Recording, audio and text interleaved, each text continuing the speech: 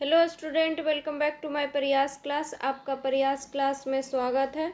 हम लोग पढ़ रहे थे स्टूडेंट इडुटेरिया के द्वारा जो है 72 बीपीएससी प्रीलिम्स के लिए जो टेस्ट सीरीज चलाया गया है उसमें जो है हम लोग टेस्ट नंबर 7 को डिस्कस कर रहे थे।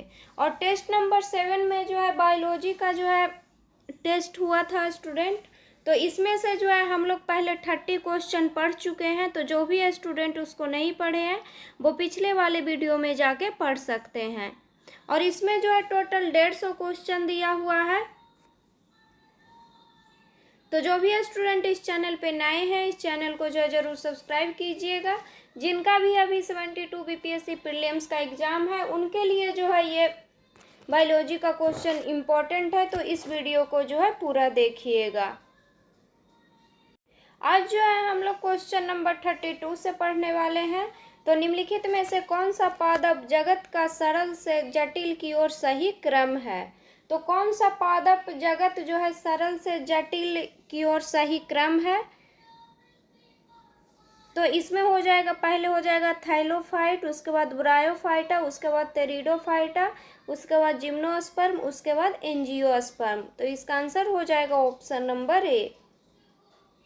नेक्स्ट क्वेश्चन है क्वेश्चन नंबर 33। निम्नलिखित में से कौन सी जिम्नोस्पर्म की विशेषताएं हैं। तो कौन सी जो है जिम्नोस्पर्म की विशेषताएं हैं। तो फर्स्ट ऑप्शन में दिया हुआ है ये फूल और फल पैदा करते हैं। तो नहीं, ये गलत है। ये जो है फूल और फल पैदा नहीं करते हैं। नेक्स्ट ऑप्शन में दिया हुआ है इनके बीज अंडाशय के अंदर बंद होते हैं। तो नहीं, ये भी गलत है।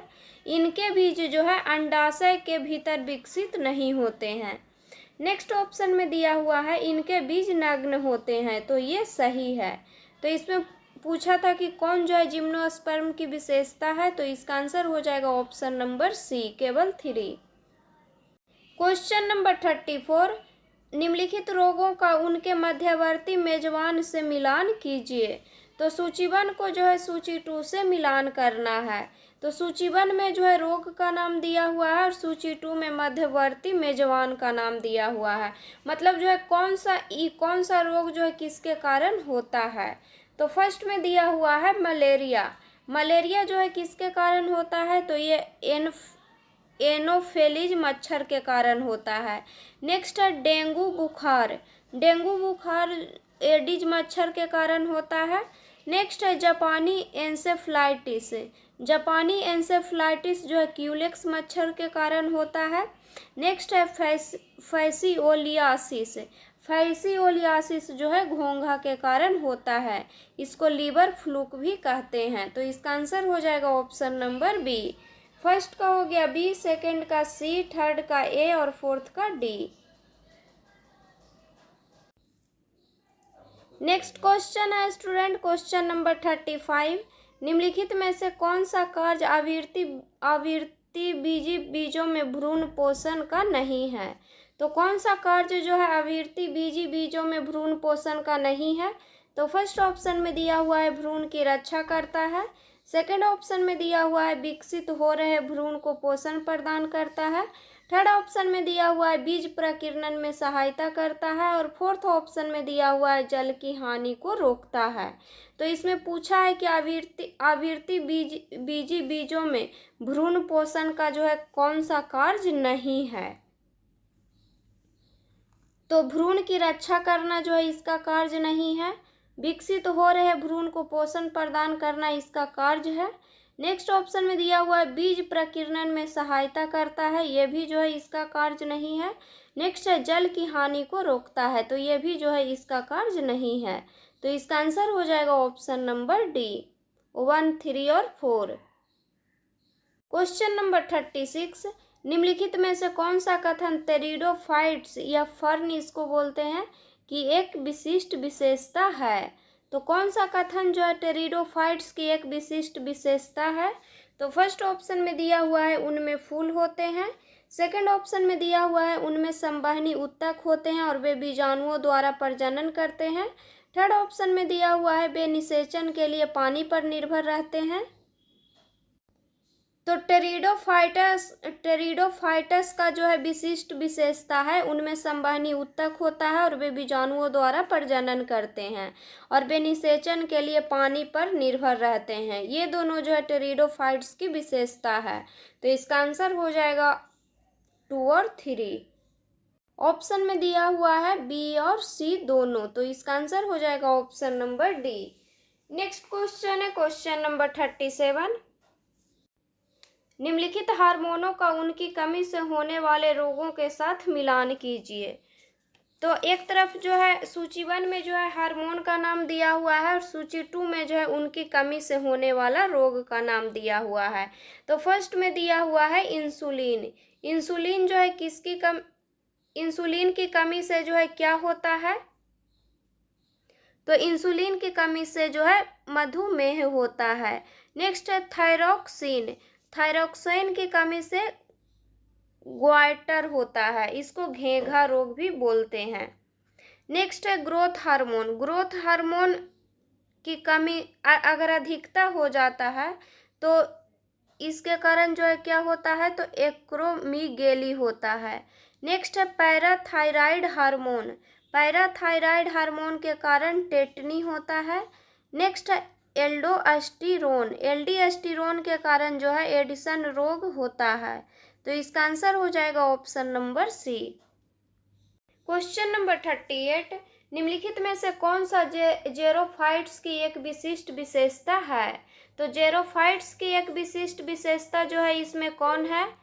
तो फर्स्ट ऑप्शन में दिया हुआ है प्रकाश संश्लेषण के अधिकतम करने के लिए बड़ी पतली पत्तियां। सेकंड ऑप्शन में दिया हुआ है पानी की कमी को कम करने के लिए छोटी पत्तियां, मोटी क्यूटिकल और धसे हुए रंध्र। तो ये जो है जेरोफाइट्स की विशिष्ट विशेषता है। तो इसका आंसर हो जाएगा option number B. Question number 39। कौन सी संरचना पत्तियों में वाष्पोत्सर्जन की दर और गैसों के आदान प्रदान दोनों को नियंत्रित करती है? तो दोनों को जो है नियंत्रित करती है स्टोमेटा। तो इसका आंसर हो जाएगा option number C. Next question है क्वेश्चन नंबर 40। संघ पोरिफेरा, जिसको स्पंज भी बोलते हैं, तो संघ पोरिफेरा के संबंध में निम्नलिखित में से कौन सा कथन सही है? तो संघ पोरिफेरा के संबंध में कथन दिया हुआ है और इसमें जो है कौन सा कथन सही है उसको चूज करना है। तो फर्स्ट कथन दिया हुआ है पोरिफेरा में संगठन का कोशिकीय स्तर पाया जाता है। तो ये सही है कि पोरिफेरा में जो है संगठन का कोशिकीय स्तर पाया जाता है। सेकंड ऑप्शन में दिया हुआ है उनके पास फिल्टर फीडिंग के लिए एक विशेष जल परिवहन प्रणाली होती है। तो ये भी सही है। थर्ड ऑप्शन में दिया हुआ है उनके पास एक सुविकसित तंत्रिका तंत्र होता है। तो ये गलत है। पोरिफेरा के पास जो है तंत्रिका तंत्र नहीं होता है। फोर्थ ऑप्शन में दिया हुआ है वे पूरी तरह से स्थलीय जीव होते हैं। तो ये गलत है। पोरिफेरा जो है पूरी तरह से जलीय जीव होते हैं, ना कि स्थलीय जीव होते हैं। तो इसमें पूछा था कौन सा कथन सही है, तो इसका आंसर हो जाएगा option number B. Next question है क्वेश्चन नंबर 41। निम्नलिखित में से कौन सा मानव कान का बाहरी से भीतरी की ओर सही क्रम है? तो मानव कान का बाहरी से भीतरी की ओर सही क्रम जो है इसमें कौन है? तो पहले हो जाएगा पिन्ना, उसके बाद कान की नली, उसके बाद कान का पर्दा, उसके बाद मध्य कान, उसके बाद आंतरिक कान और उसके बाद श्रवण तंत्रिका। तो इसका आंसर हो जाएगा option number A. Question number 42। कथन और कारण दिया हुआ है 42 में। तो कथन दिया हुआ है टीके एक तरह की जैविक दवाएं हैं जो पैसिव इम्यूनिटी प्रदान करती है। तो नहीं, ये गलत है। टीका जो है पैसिव इम्यूनिटी प्रदान नहीं करता है। सेकेंड कारण दिया हुआ है टीकों में एंटीजन होते हैं जो प्रतिरक्षा तंत्र को एंटीबॉडी और मेमोरी सेल्स बनाने के लिए उत्तेजित करते हैं। तो ये सही है। तो इसका आंसर हो जाएगा आपका ऑप्शन नंबर डी। ए गलत है और आर सही है। Question number 43। निम्नलिखित में से कौन सा आर्थ्रोपोडा संघ का एक विशिष्ट लक्षण है? तो इसमें जो है कौन जो है आर्थ्रोपोडा संघ का एक विशिष्ट लक्षण है? तो फर्स्ट ऑप्शन में दिया हुआ है उनमें जल संवहनी तंत्र होता है। तो आर्थ्रोपोडा में जो है जल संवहनी तंत्र नहीं होता है। सेकंड ऑप्शन में दिया हुआ है उनका शरीर खंडित और उपांग संधि युक्त होते हैं। तो ये सही है, ये जो है आर्थ्रोपोडा का लक्षण है। तो इसका आंसर हो जाएगा option number B. Question number 44, निम्नलिखित में से कौन सा खाद्य श्रृंखला का एक विशिष्ट लक्षण है? तो खाद्य श्रृंखला का जो है इसमें एक विशिष्ट लक्षण कौन है? तो फर्स्ट ऑप्शन में दिया हुआ है ऊर्जा चक्रीय रूप से प्रवाहित होती है। सेकंड ऑप्शन में दिया हुआ है ऊर्जा एक रेखीय एक दिशात्मक तरीके से प्रवाहित होती है। तो ये जो है खाद्य श्रृंखला का एक लक्षण है, विशिष्ट लक्षण है कि ऊर्जा जो है एक रेखीय एक दिशात्मक तरीके से प्रवाहित होती है। तो इसका आंसर हो जाएगा option number B. Question number 45, निम्नलिखित में से कौन सी एक कीस्टोन प्रजाति की विशिष्ट विशेषता है? तो कीस्टोन प्रजाति की एक विशिष्ट विशेषता कौन है? तो फर्स्ट ऑप्शन में दिया हुआ है समुदाय में इसकी जनसंख्या सबसे अधिक होती है। सेकंड ऑप्शन में दिया हुआ है अपनी प्रचुरता की तुलना में इसका अपने समुदाय पर असमान रूप से बड़ा प्रभाव होता है। तो कीस्टोन प्रजाति जो है अपनी प्रचुरता की तुलना में इसका अपने समुदाय पर असमान रूप से बड़ा प्रभाव होता है। तो इसका जो है ये विशेषता है। तो इसका आंसर हो जाएगा ऑप्शन नंबर बी।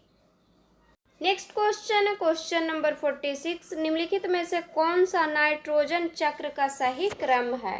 तो नाइट्रोजन चक्र का जो है इसमें सही क्रम कौन सा है? तो नाइट्रोजन स्थिरीकरण, नाइट्रीकरण, उसके बाद स्वांगीकरण, उसके बाद अमोनीकरण और उसके बाद विनाइट्रीकरण। तो इसका आंसर हो जाएगा option number B. Question number 47, निम्नलिखित में से कौन किंगडम फंगी का सदस्य नहीं है? तो कौन जो है कवक का जो है सदस्य नहीं है?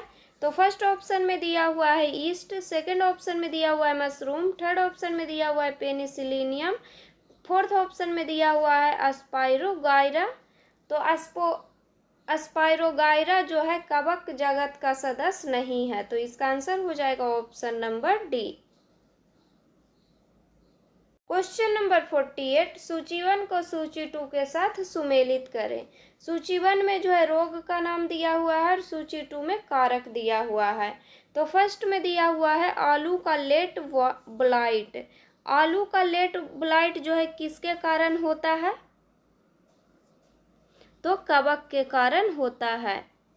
नेक्स्ट है गेहूं का काला रतुआ। गेहूं का जो है काला रतुआ होता है कवक के कारण, और ये पुकिनिया ग्रैमिनीज इसका नाम है कवक का।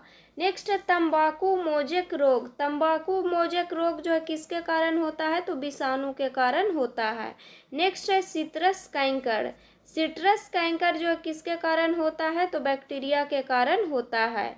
तो इसका आंसर हो जाएगा option number A. Question number 49, एक वैज्ञानिक एक पौधे को एक अंधेरे बक्से में रखता है जिसके एक तरफ एक छोटा सा छेद होता है। कुछ दिनों बाद पौधा उस छेद की ओर झुक जाता है। इस प्रतिक्रिया के लिए मुख्य रूप से कौन सा हार्मोन जिम्मेदार है? तो इस प्रतिक्रिया के लिए जो है ऑक्सिन हार्मोन जिम्मेदार है। तो इसका आंसर हो जाएगा option number D. Question number 50, एक छात्र को वर्गीकरण के लिए 4 जंतु दिए जाते हैं, केचुआ, स्टारफिश, घोंघा और जेलीफिश। निम्नलिखित में से कौन सा विकल्प उनके संबंधित संघों का सही क्रम में सूचीबद्ध करता है? तो केचुआ जो है कौन सा संघ का है? तो केचुआ जो है एनिलिडा संघ का है। स्टारफिश इकाइनडर्मेटा संघ का है। नेक्स्ट है घोंघा जो है मोलस्का संघ का है, और जेलीफिश जो है निडारिया संघ का है। तो इसका आंसर हो जाएगा option number B. Next question है क्वेश्चन नंबर 51, मानव नेत्र के बारे में निम्नलिखित कथनों पर विचार कीजिए। तो मानव नेत्र के बारे में कथन दिया हुआ है। तो फर्स्ट कथन दिया हुआ है कॉर्निया आँखों में प्रवेश करने वाले प्रकाश को अपवर्तित करता है। सेकंड ऑप्शन में दिया हुआ है आइरिस पुतली के आकार को समायोजित करके आँख में प्रवेश करने वाले प्रकाश की मात्रा को नियंत्रित करता है। थर्ड ऑप्शन में दिया हुआ है लेंस रंगीन दृष्टि के लिए उत्तरदायी होता है। और फोर्थ ऑप्शन दिया हुआ है कॉर्निया में प्रकाशग्राही कोशिकाएं होती है। तो ऊपर दिए गए कथनों में से कौन सा सही है? तो इसमें जो है कौन सा कथन सही है? तो फर्स्ट ऑप्शन में दिया हुआ था कॉर्निया आँख में प्रवेश करने वाले प्रकाश को अपवर्तित करता है, तो ये सही है। सेकंड ऑप्शन में दिया हुआ है आइरिस पुतली के आकार को समायोजित करके आँखों में प्रवेश करने वाले प्रकाश की मात्रा को नियंत्रित करता है, तो ये भी सही है। थर्ड ऑप्शन में दिया हुआ है लेंस रंगीन दृष्टि के लिए उत्तरदायी होता है, तो नहीं, ये गलत है। लेंस जो है रंगीन दृष्टि के लिए उत्तरदायी नहीं होता है। फोर्थ ऑप्शन में दिया हुआ है कॉर्निया में प्रकाशग्राही कोशिकाएं होती है, तो ये भी गलत है। कॉर्निया में नहीं, रेटिना में जो है प्रकाशग्राही कोशिकाएं होती है। तो इसका आंसर हो जाएगा आपका ऑप्शन नंबर बी। इसमें जो है 1 और 2 सही है। क्वेश्चन नंबर 52, मानव हृदय के बारे में निम्नलिखित कथनों पर विचार कीजिए। तो मानव हृदय के बारे में कथन दिया हुआ है। तो फर्स्ट कथन दिया हुआ है ट्राइकस्पिड बल्ब दाएं आलिंद और दाएं निलय के बीच स्थित होता है, तो ये सही है। सेकंड ऑप्शन में दिया हुआ है बाइकस्पिड बल्ब बाएं आलिंद और बाएं निलय के बीच स्थित होता है, तो ये भी सही है। थर्ड ऑप्शन में दिया हुआ है दिल की आवाजें लब और डब दिल के बाल्ब के खुलने के कारण पैदा होती है, तो नहीं, ये गलत है।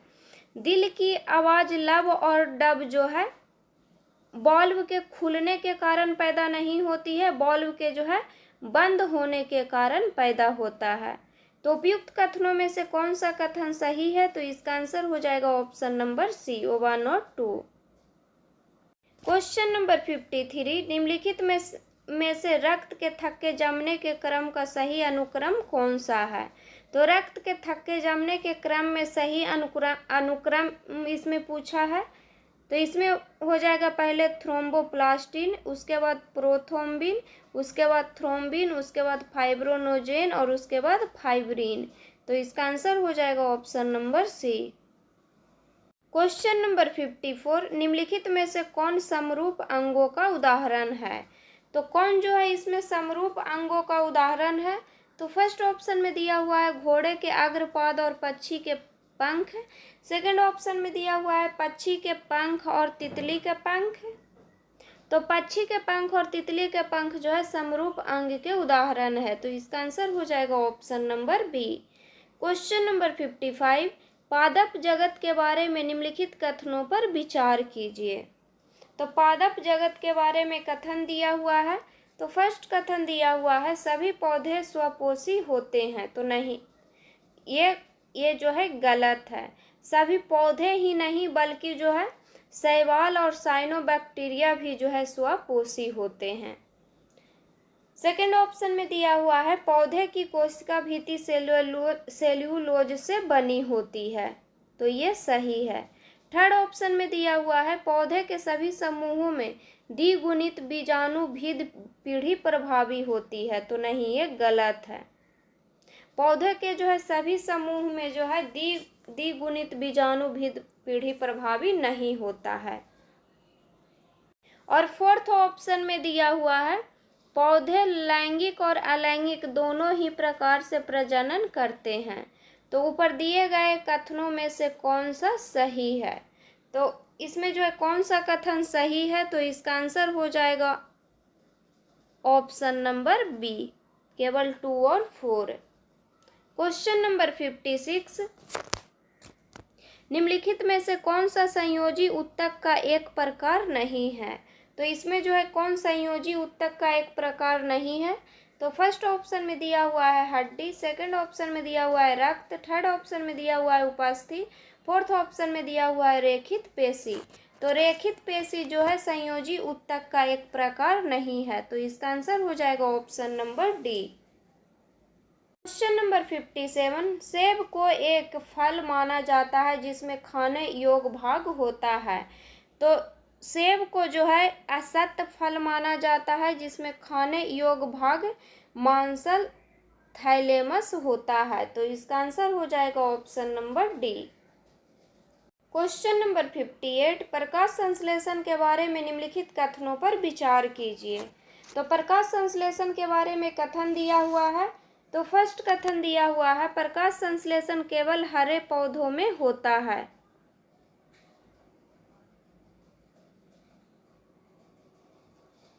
प्रकाश संश्लेषण जो है केवल हरे पौधों में होता है, तो नहीं, ये गलत है।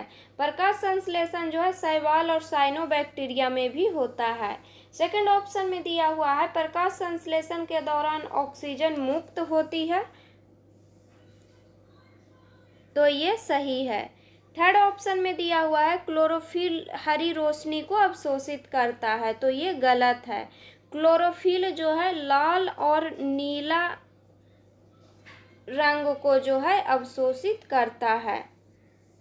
फोर्थ ऑप्शन में दिया हुआ है, प्रकाश संश्लेषण की अंधकार अभिक्रिया को केल्विन चक्र कहते हैं, तो ये सही है। तो ऊपर दिए गए कथनों में से कौन सही है? तो इसका आंसर हो जाएगा आपका ऑप्शन नंबर सी, 2 और 4। क्वेश्चन नंबर 59, पौधे की पत्तियां से जलवाष्प के रूप में जल के निकलने की प्रक्रिया कहलाती है। तो जल के निकलने की प्रक्रिया बाष्पोत्सर्जन कहलाता है। क्वेश्चन नंबर 60, अभिकथन और कारण दिया हुआ है। तो अभिकथन दिया हुआ है BOD, जिसको जैव रासायनिक ऑक्सीजन मांग भी कहते हैं। BOD जल प्रदूषण का एक मापक है। और कारण दिया हुआ है, BOD जल में उपस्थित कार्बनिक पदार्थों के अपघटन हेतु सूक्ष्म जीवों द्वारा मुक्त की गई ऑक्सीजन की मात्रा को मापता है। तो BOD जल प्रदूषण का एक मापक है, तो ये सही है। और BOD जल में उपस्थित कार्बनिक पदार्थों के अपघटन हेतु सूक्ष्म जीवों द्वारा मुक्त की गई ऑक्सीजन की मात्रा को मापता है, तो ये गलत है। तो इसका आंसर हो जाएगा option number C. Question number 61, सूची 1 को सूची 2 से सुमेलित करें। तो सूची 1 में जो है प्रदूषक का नाम दिया हुआ है और सूची 2 में जो है इसका स्रोत दिया हुआ है। तो फर्स्ट में दिया हुआ है कार्बन। कार्बन का स्रोत क्या है? तो कार्बन का स्रोत है वाहन का विकास, जिसको अपूर्ण दहन भी स्टूडेंट कार्बन मोनोऑक्साइड है। तो कार्बन मोनोऑक्साइड का जो है स्रोत है वाहन का निकास, जिसको अपूर्ण दहन भी कहते हैं। नेक्स्ट है सल्फर डाइऑक्साइड। सल्फर डाइऑक्साइड का जो है स्रोत क्या है? तो इसका स्रोत है कोयले से चलने वाले बिजली संयंत्र। नेक्स्ट है सीसा। सीसा का स्रोत क्या है? तो इसका स्रोत है टेट्राएथिल लेड युक्त पेट्रोल। नेक्स्ट है ओजोन। ओजोन का स्रोत क्या है? तो ओजोन का स्रोत है प्रकाश रासायनिक अभिक्रियाएं। तो इसका आंसर हो जाएगा ऑप्शन नंबर डी। फर्स्ट का हो गया बी, सेकंड का ए, थर्ड का डी और फोर्थ का सी। क्वेश्चन नंबर 62, अभिकथन और कारण दिया हुआ है। तो अभिकथन दिया हुआ है, शाकाहारियों में विटामिन B12 की कमी का जोखिम अधिक होता है। और कारण दिया हुआ है, विटामिन B12 केवल पशु उत्पादों में पाया जाता है, तो ये सही है। तो इसका आंसर हो जाएगा ऑप्शन नंबर ए और आर दोनों सही है और आर ए की सही व्याख्या भी है। क्वेश्चन नंबर 63, वजन के हिसाब से मानव शरीर का सबसे बड़ा अंग कौन सा है? तो वजन के हिसाब से मानव शरीर का सबसे बड़ा अंग है त्वचा। तो इसका आंसर हो जाएगा option number C. Question number 64, निम्नलिखित में से कौन सा सरीसृपों और पक्षियों के बीच एक संयोजक कड़ी है? तो सरीसृपों और पक्षियों के बीच की एक संयोजक कड़ी है आर्कियोप्टेरिक्स। तो इसका आंसर हो जाएगा option number A. Question number 65, निम्नलिखित में से कौन भोजन भंडारण के लिए एक रूपांतरित तना है? तो कौन जो है भोजन भंडारण के लिए एक रूपांतरित तना है इसमें? तो फर्स्ट ऑप्शन में दिया हुआ है गाजर, सेकंड ऑप्शन में दिया हुआ है शकरकंद, थर्ड ऑप्शन में दिया हुआ है आलू और फोर्थ ऑप्शन में दिया हुआ है मूली। तो भोजन भंडारण के लिए एक रूपांतरित तना है आलू। तो इसका आंसर हो जाएगा ऑप्शन नंबर सी।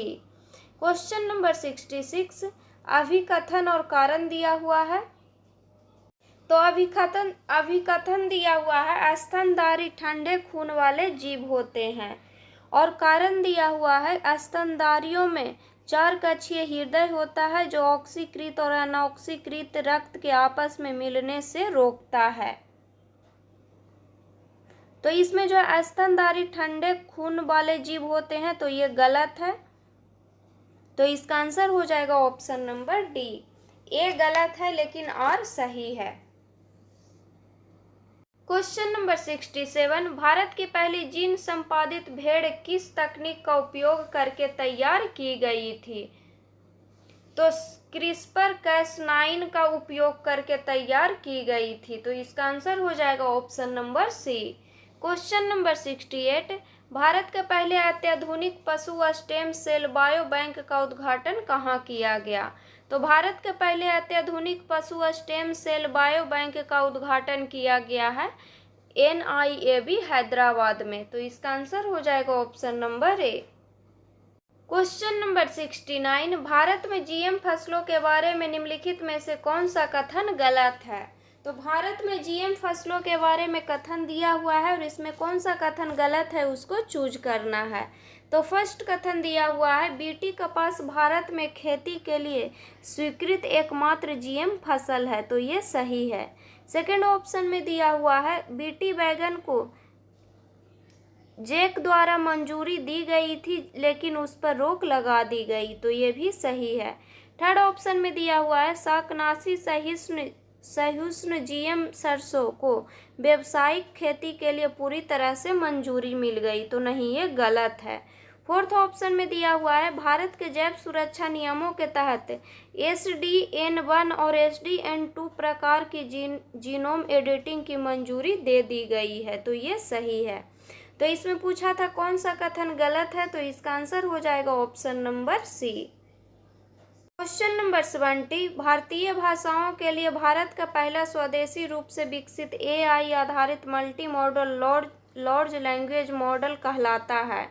तो भारत का पहला स्वदेशी रूप से विकसित AI आधारित multi model large language model कहलाता है भारत जेन। तो इसका आंसर हो जाएगा option number B. Question number 71, Bletchley घोषणा किससे संबंधित है? तो ब्लेचली घोषणा जो है आर्टिफिशियल इंटेलिजेंस से संबंधित है। क्वेश्चन नंबर 72, भौतिकी का 2025 का नोबेल पुरस्कार किससे संबंधित खोज के लिए प्रदान किया गया? तो भौतिकी का 2025 का नोबेल पुरस्कार जो है विद्युत परिपथों में क्वांटम टनलिंग इससे संबंधित खोज के लिए जो है प्रदान किया गया है या दिया गया है। तो इसका आंसर हो जाएगा option number B. Question number 73, Google की 7वीं पीढ़ी का टेंसर प्रोसेसिंग यूनिट जिसे AI मॉडल के प्रदर्शन को बेहतर बनाने के लिए डिजाइन किया गया है क्या कहलाता है? तो ये कहलाता है आयरन वुड। तो इसका आंसर हो जाएगा option number B. Next question है क्वेश्चन नंबर 74, अभिकथन और कारण दिया हुआ है। तो अभिकथन दिया हुआ है RBI द्वारा स्टेबल कॉइन्स की तुलना में भारत के डिजिटल रुपये की प्राथमिकता दी जाती है, और कारण दिया हुआ है CBDC को वैध मुद्रा माना जाता है और ये कई स्टेबल कॉइन्स की तरह बिना किसी विनियमित ढांचे के कार्य करते हैं।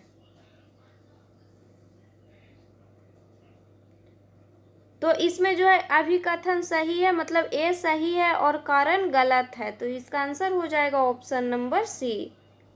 क्वेश्चन नंबर 75, निम्नलिखित में से कितने कथन सही है? तो इसमें जो है कितने कथन सही है? तो फर्स्ट ऑप्शन में दिया हुआ है इलेक्ट्रॉन का प्रतिकण पॉजिट्रॉन है। तो ये सही है कि इलेक्ट्रॉन का प्रतिकण जो है पॉजिट्रॉन है। सेकेंड ऑप्शन में दिया हुआ है हिग्स बोसॉन को घोस्ट पार्टिकल कहा जाता है। तो ये गलत है। हिग्स बोसॉन को जो है गॉड पार्टिकल कहा जाता है, ना कि घोस्ट पार्टिकल कहा जाता है। नेक्स्ट है नेक्स्ट ऑप्शन में दिया हुआ है न्यूट्रिनो बहुत छोटे सब एटॉमिक कण होते हैं जिन्हें अक्सर गॉड पार्टिकल कहा जाता है, तो ये गलत है। न्यूट्रिनो जो है बहुत छोटे सब एटॉमिक कण होते हैं जिन्हें अक्सर जो है घोस्ट पार्टिकल कहा जाता है। नेक्स्ट ऑप्शन में दिया हुआ है एक न्यूट्रिनो इलेक्ट्रॉन से बहुत मिलता जुलता होता है लेकिन इस पर धनात्मक विद्युत आवेश होता है, इसका द्रव्यमान बहुत कम होता है, तो इसमें जो है द्रव्यमान होता ही नहीं है, तो ये भी गलत है। तो इसमें पूछा था इसमें कितने कथन सही है, तो इसका आंसर हो जाएगा option number A. Question number 76, NASA का लूसी मिशन पहला अंतरिक्ष मिशन है जो अन्वेषण करेगा, तो यह जो है अन्वेषण करेगा बृहस्पति के ट्रोजन क्षुद्र ग्रह को, तो इसका आंसर हो जाएगा option number B. Question number 77, सूची 1 को सूची 2 के साथ सुमेलित करें। सूची 1 में जो है मिशन का नाम दिया हुआ है और सूची 2 में जो है उद्देश्य दिया हुआ है इसका। तो फर्स्ट में दिया हुआ है एस्ट्रोसैट। एस्ट्रोसैट का उद्देश्य क्या है, तो इसका उद्देश्य है अनेक तरंगदैर्ध्यों पर खगोल विज्ञान। नेक्स्ट है एक्सपोसेट। एक्सपोसेट का उद्देश्य क्या है, तो इसका उद्देश्य है एक्सरे ध्रुवीकरण मापन। नेक्स्ट है आदित्य एल1। आदित्य एल1 का उद्देश्य क्या है, तो इसका उद्देश्य है सौर अवलोकन। नेक्स्ट है एस्पाडेक्स। एस्पाडेक्स का उद्देश्य क्या है, तो इसका उद्देश्य है उपग्रह डॉकिंग प्रदर्शन, तो इसका आंसर हो जाएगा option number D. Question number 78, Chandrayaan 3 के बारे में निम्नलिखित में से कौन सा कथन गलत है। तो चंद्रयान 3 के बारे में कथन दिया हुआ है और इसमें कौन सा कथन गलत है उसको चूज करना है। तो फर्स्ट कथन दिया हुआ है यह चंद्रमा के दक्षिणी ध्रुव के निकट सॉफ्ट लैंडिंग करने वाला विश्व का पहला मिशन बन गया है, तो ये सही है। सेकेंड ऑप्शन में दिया हुआ है भारत चंद्रमा पर सॉफ्ट लैंडिंग करने वाला चौथा देश बन गया है, तो ये भी सही है। थर्ड ऑप्शन में दिया हुआ है लैंडिंग स्थल का नाम विक्रम पॉइंट रखा गया है, तो ये गलत है। लैंडिंग स्थल का नाम रखा गया था शिव शक्ति पॉइंट। क्या रखा गया था, तो शिव शक्ति पॉइंट जो है इसका नाम रखा गया था। नेक्स्ट है स्लिम मिशन के साथ जापान चंद्रमा पर उतारने वाला 5वां देश है, तो ये भी सही है। तो इसमें पूछा गया था कौन सा कथन गलत है, तो इसका आंसर हो जाएगा option number C. Question number 79, James Webb space telescope के बारे में निम्नलिखित कथनों पर विचार कीजिए। तो फर्स्ट कथन दिया हुआ है यह एक परिक्रमा करने वाली परवैगनी वेधशाला है, तो नहीं, ये गलत है। सेकेंड ऑप्शन में दिया हुआ है यह सूर्य की परिक्रमा तीसरे लैग्रेंज बिंदु पर करती है, तो नहीं, ये भी गलत है। नेक्स्ट दिया हुआ है इसे नासा, ईएसए और इसरो द्वारा संयुक्त रूप से लॉन्च किया गया था, तो ये भी गलत है। तो ऊपर दिए गए कथनों में से कौन सही है, तो इसका आंसर हो जाएगा ऑप्शन नंबर डी, कोई नहीं। क्वेश्चन नंबर 80, अभिकथन और कारण दिया हुआ है। तो अभिकथन दिया हुआ है रॉकेट के पहले चरण में क्रायोजेनिक इंजनों का उपयोग किया जाता है, और कारण दिया हुआ है पारंपरिक इंजनों की तुलना में क्रायोजेनिक इंजन बेहतर थ्रस्ट और ईंधन दक्षता प्रदान करते हैं।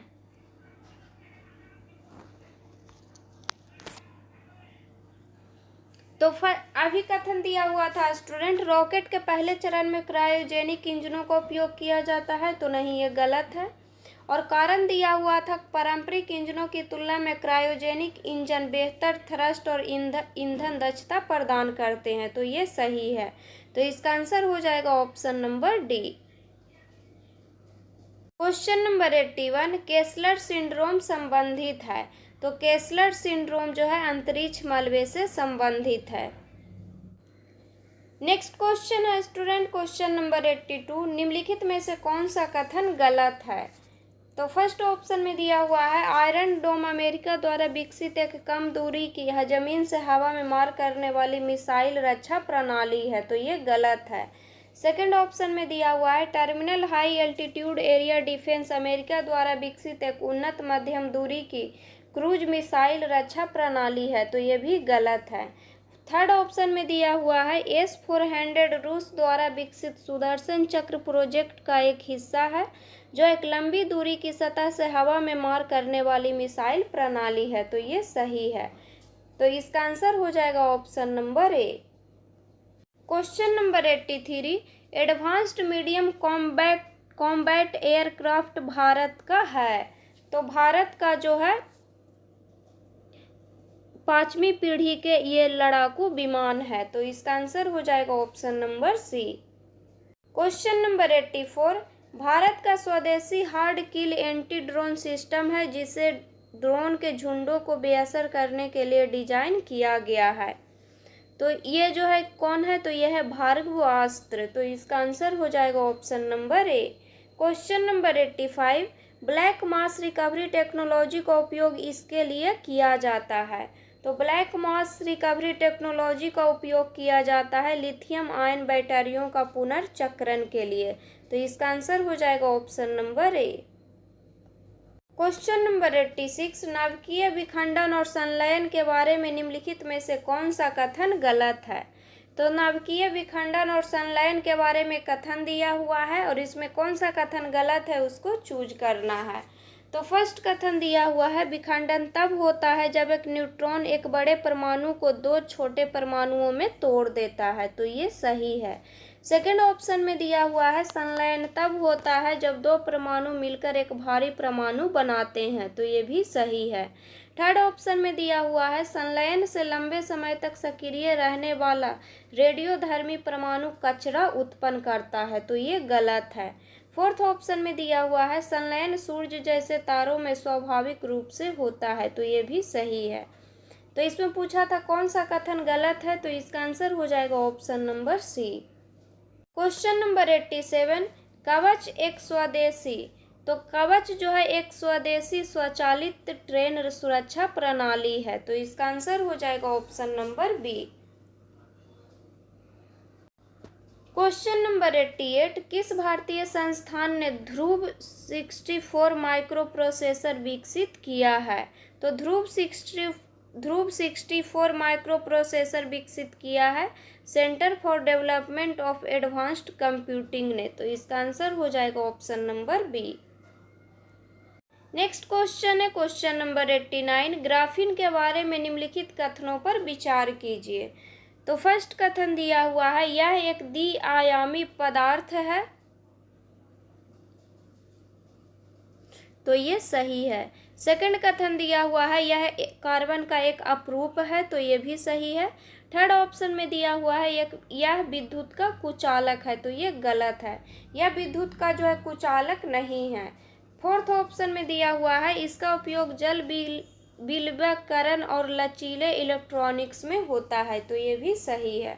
तो ऊपर दिए गए कथनों में से कौन सही है, तो इसका आंसर हो जाएगा ऑप्शन नंबर ए।